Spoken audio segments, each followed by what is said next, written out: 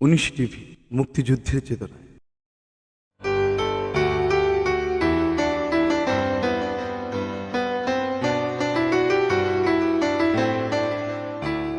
যুক্তরাজ্যের house of কমন্সে ৩ August বিভিন্ন রাজনৈতিক দলের ১৩০ জনের বেশি সদস্য আওয়ামী লীগের প্রধান শেখ মুজিবুর রহমানের মুক্তির জন্য পাকিস্তানের কাছে আবেদন জানান। আবেদনকারী এমপিরা বলেন, শেখ মুজিবের মুক্তি বাংলাদেশে রাজনৈতিক সমাধানের প্রথম পদক্ষেপ। লেবার পার্টির এমপি রেজিল্যান্ড প্রেন্টিস পররাষ্ট্রমন্ত্রী স্যার আলেক ডগলাস হোমকে শেখ মুজিবুর রহমানের নিরাপত্তা সম্পর্কে খোঁজ খবর নিতে বলেন। উত্তরে ডগলাস হোম বলেন, শেখ মুজিবুর রহমান এবং অন্য সময়ে যুক্তরাজ্য ও পাকিস্তানের মধ্যে যে আলোচনা হয়েছে তা এখন প্রকাশ না করাই ভালো। যুক্তরাষ্ট্রের প্রতিনিধি পরিষদে এদিন রাতে পাকিস্তান ও গ্রিসকে সামরিক ও অর্থনৈতিক সাহায্য বন্ধ করার বিধান রেখে যুক্তরাষ্ট্রের বৈদেশিক সাহায্য বিলটি পাশ হয়। তবে বিলের কয়েকটি বিধানের ফাঁক ফোকরে প্রেসিডেন্ট নিক্সন ইচ্ছা করলেই সাহায্য করার সুযোগ থেকে যায়। প্রতিনিধি পরিষদের অধিকাংশ সদস্য এতে সমর্থন জানান। সোভিয়েত সংবাদপত্র প্রাবধায় এই দিন পাকিস্তানের ভারতের বিরুদ্ধে যুদ্ধের হুমকির প্রতি আবারও পাঠকদের দৃষ্টি আকর্ষণ করা হয়। তারা উল্লেখ করে, ভারত এ ব্যাপারে দৃঢ় মনোভাব দেখিয়েছে। নিউ ইয়র্কে জাতিসংঘের একজন মুখপাত্র সাংবাদিকদের জানান, বিভিন্ন দেশ ও সংগঠন যেসব ত্রাণ সামগ্রী পূর্ব পাকিস্তানে পাঠিয়েছে তা ব্যবস্থাপনার জন্য জাতিসংঘের বিশেষজ্ঞরা সেখানে যাচ্ছেন।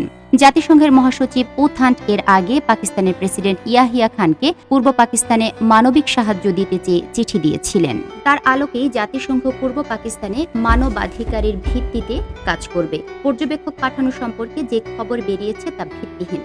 জাপানের রাজধানী টোকিওতে পরমাণু অস্ত্র বিরোধী আন্তর্জাতিক সম্মেলনে বাংলাদেশ প্রসঙ্গ ওঠে। বিশ্ব শান্তি পরিষদের মহাসচিব এইচ.ডি. মালব্য মে মাসে পরিষদের বুদাপেস্ট সম্মেলনে গৃহীত প্রস্তাবের কথা উল্লেখ করে বলেন, তাতে বাংলাদেশে গণনির্যাতনের শিকার বাঙালিদের প্রতি সহানুভূতি জানানো হয়েছে।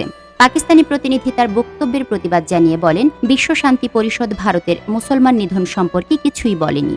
এ সময় প্রতিনিধিদের ধিক্কারে তার বক্তব্য চাপা পড়ে যায়। ভারতের কেন্দ্রীয় পররাষ্ট্রমন্ত্রী সর্দার শরণ সিং সংসদের উচ্চ কক্ষ রাজ্যসভায় দৃষ্টি আকর্ষণী প্রশ্নের জবাবে বলেন, শেখ মুজিবুর রহমানের মুক্তির ব্যাপারে ভারত কয়েকটি দেশের সঙ্গে আলোচনা করছে। ভারত বলেছে, পাকিস্তান শেখ মুজিবুর রহমানের বিচারের প্রহসন করলে বিষয়টিকে আরও জটিল করে তোলা হবে।